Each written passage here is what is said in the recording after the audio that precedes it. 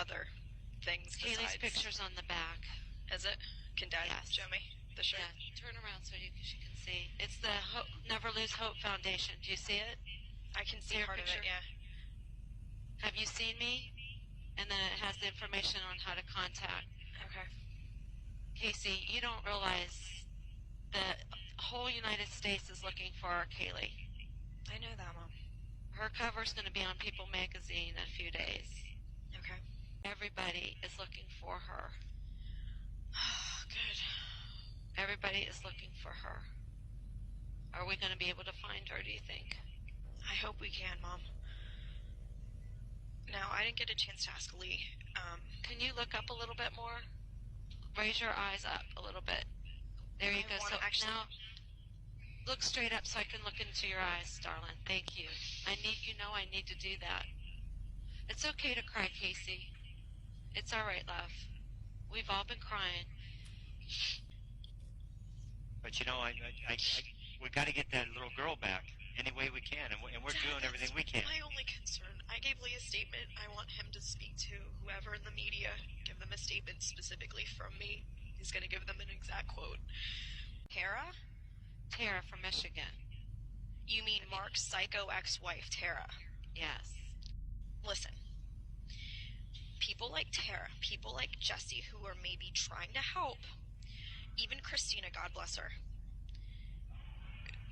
don't know what the hell they're talking about. I want you to know, I want to take your pain away from you.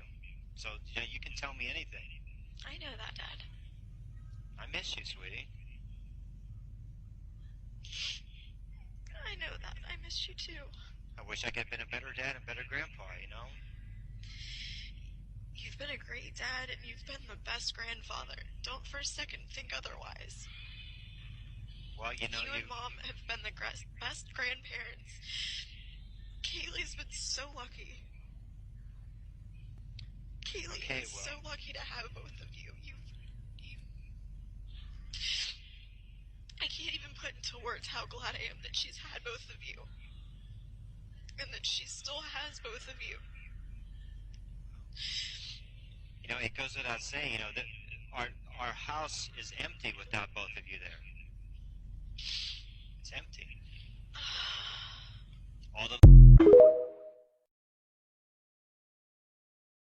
This was Caylee Anthony's first statement.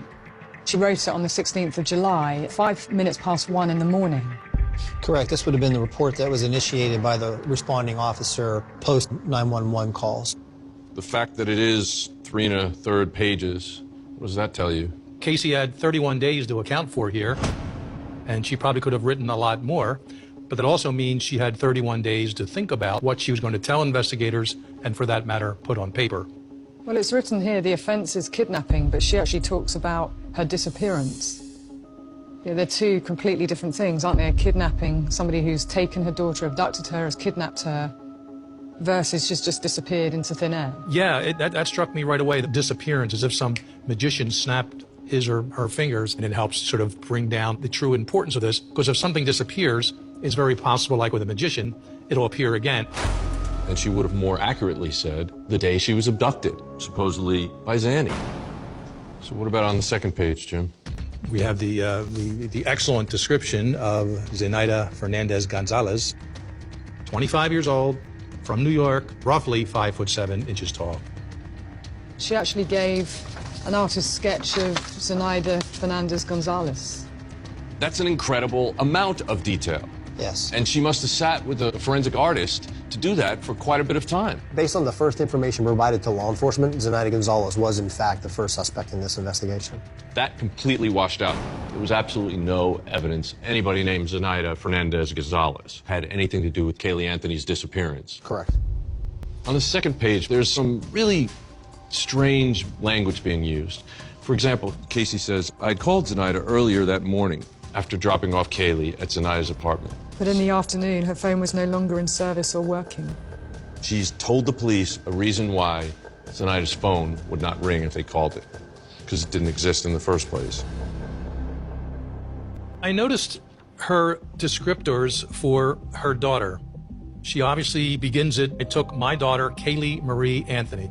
Okay, that's fine, putting her full name out there, sort of makes sense here. But I counted 8 separate times through this 700-word statement where she used the phrase, my daughter. She almost like has to prove to who's ever going to be reading this that, oh, by the way, this is my daughter. I want to remind you. And of course, if it's my daughter, I would never do anything to harm her. I've spent every day looking for my daughter. I have lied and stolen from friends and family to do whatever I could to find my daughter.